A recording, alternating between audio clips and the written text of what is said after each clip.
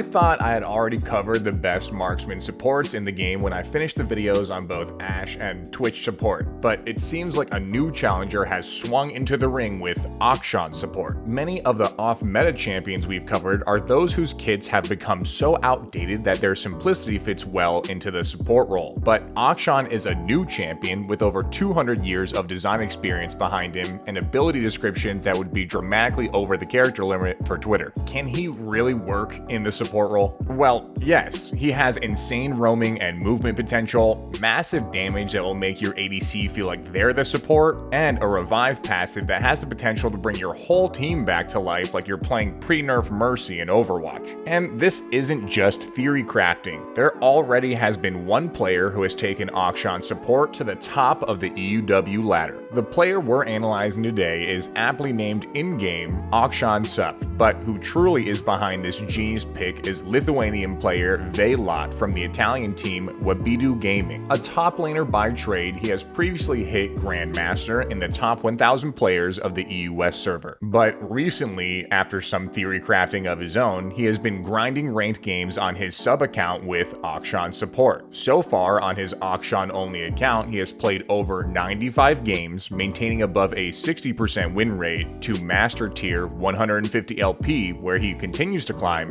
higher and higher to this day. Make sure after this video you go pay Velot a visit and mention this channel using his links below that I'll include in the description. Before we can go swinging around the rift, we're first going to have to talk about why Akshan Support isn't typically seen in your average solo queue game. For one, Akshan's typical build is pretty expensive, making it hard for him to hit his power spikes in the support role where cash is limited. Also, although Akshan is a powerhouse when it comes to his DPS, he has no abilities that allow him to really support his allies like healing or shielding. Hand in hand with that point, Akshan also has no CC within his kit, making it so that he really can't set up his allies for easy takedowns. And finally, and most importantly, he never really wanted to be on Summoner's Rift. He always wanted to be a movie star. You know, lights, camera, Akshan. But even with all of these potential problems, Velot has found a way to make it work.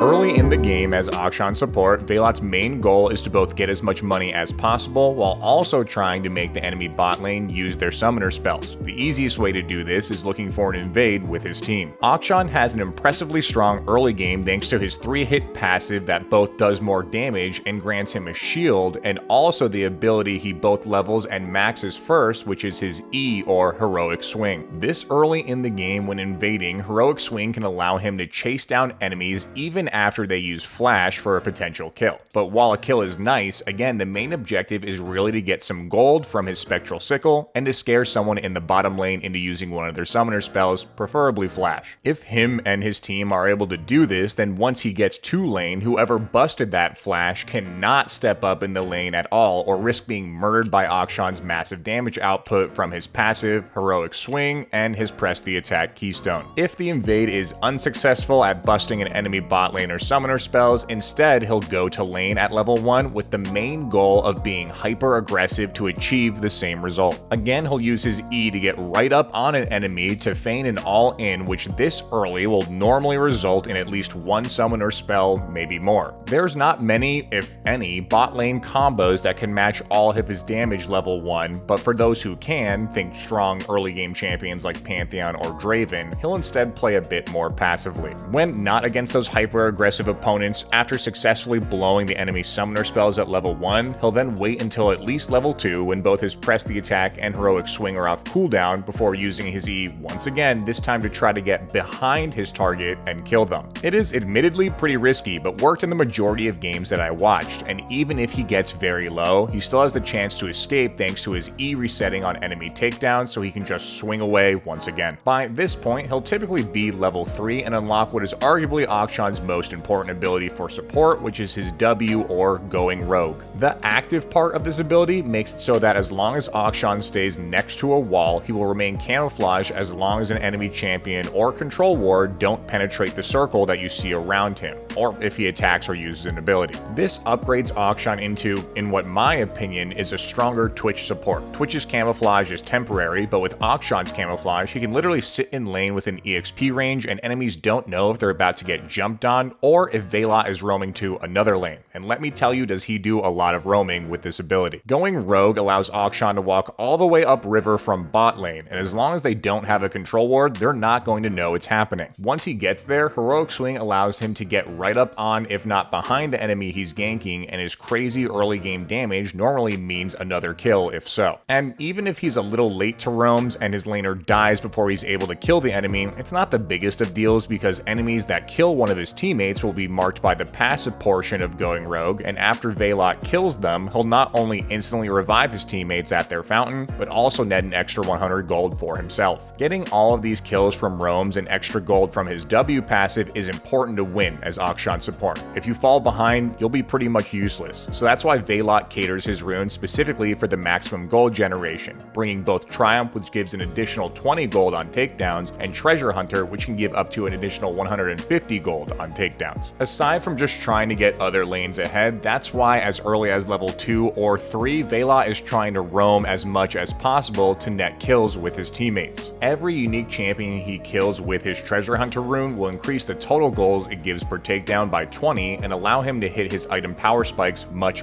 faster. But even with all of this extra gold, his build may surprise you too. Instead of going for the typical expensive items that Akshans like to build, like Kraken Slayer into Blade of the Rune King, Veilot opts for a more budget-friendly support build with his 2 core items, instead buying Umbral Glaive first into an Eclipse for his mythic. Not only are both of these items much cheaper than the typical Akshan core build, but they also allow him to more effectively complete his goals by utilizing Umbral Glaive's Blackout passive to clear wards and be more sneaky, and also with all the lethality from these items, he can burst down his targets faster for his E resets. Veilot has said he tried more expensive builds, but just couldn't get them to work well. From level 3, the game will continue like this. Veilot will try to constantly use Akshan's W to surprise enemies and burst them down with his teammates or ADC in the bot lane. He still tries to go with proper roam timings around objectives or jungle timers, and most typically will return to bot to his ADC when they are pushed under the allied tower to make sure they won't get dove. More importantly though, roaming to bot when the wave is pushed towards his tower means that Akshan can swing very far behind the enemies to pursue an easy kill. And even if the enemies are under their turret, Akshan can serve as a pretty solid diver as well, again thanks to his grapple that resets on takedowns. Most commonly using that reset to get out after the successful kill, but sometimes going even deeper behind tier 1 turrets to chase down another one. The most important thing that Akshan brings to the support role is tempo, which in essence just means accelerating the game in your favor when you're ahead. After a turret dive or roam, Akshan can bring tempo to that lane by doing massive damage to turrets and taking plates. With objectives like Dragon having much more health, he can bring tempo to his whole team by helping his jungler burst them down. And with his revive, he can bring tempo to those champions he revives by either allowing them to get to lane faster than their counterpart or allowing his team to set up 4 objectives faster while the enemies must wait for their respawn timer. It's a bit strange to be supporting your team by pumping out damage, but Akshan does it better than any other champion. His answer when his teammates are in danger is to burst down the aggressor for them, so much so that I saw it again and again and again. Bursting down opponents becomes even easier once he hits level 6 and he unlocks his ultimate or comeuppance. This ability isn't a game changer for Akshan Support, but it does help him net kills from a very far range, spanning about the same distance as Nami's ult. It can also do up to 300% more damage to a low health target, but the tricky part is going to be hitting it since it can be blocked by other champions, turrets, and minions. To do this, you can use it in conjunction with Akshan's grapple to reposition the shot, or you can just pray that those 200 years that Riot has behind them fail for a second and the shots just go right past someone or something that should be blocking it. In the mid game, he follows the same flow of using his camouflage to surprise enemies, helping his jungler take objectives, and clearing vision for his team to make even more plays. By this point of the game, if it's gone well and you've snowballed appropriately, Akshan, even under leveled, can take down important squishy carries on the enemy team all by himself, and of course again use his E to also let him pursue even more kills or escape. The later the game goes, the more important these assassinations become, so finding someone like, let's say, the enemy Zac Jungle taking a lazy back and busting all of his summoner spells and ultimate can really set his team up for even more objectives. Ideally, he's finding these picks so often that teammates don't have to form because, admittedly, Akshan Support is not the strongest team fighter. You normally want to play even safer than you would if you were the ADC, sitting in the back of your team and looking for an opportunity to either use your ultimate on a low health enemy or swing in on them to burst them down to flip the team fight in your favor. Even more important in late game team fights though is to keep staying alive and looking for those burst opportunities on enemies that have killed your allies so you can revive them. For example, over the duration of this final team fight, Veilot's mid laner, Azir, top laner, Yone, and jungle Fiddlesticks all die. But thanks to him participating in takedowns of the enemies that killed them, and both Yone and Azir having teleport, they're able to eventually win the team fight and then file down the mid lane with their minions to win the game, all while the enemy team has to wait for their extremely long respawn timers while watching it happen.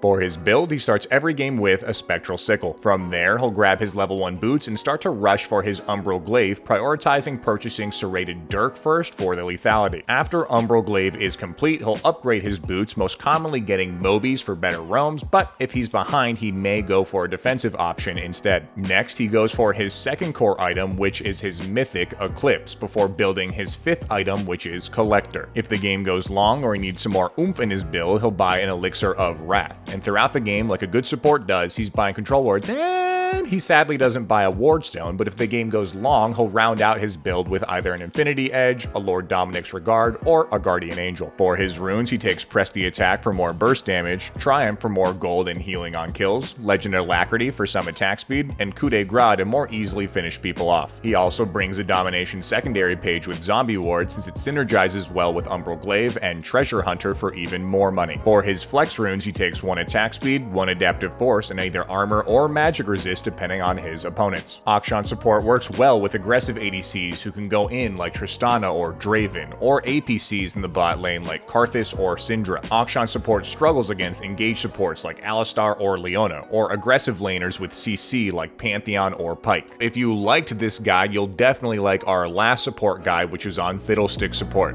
See you guys next time. Peace.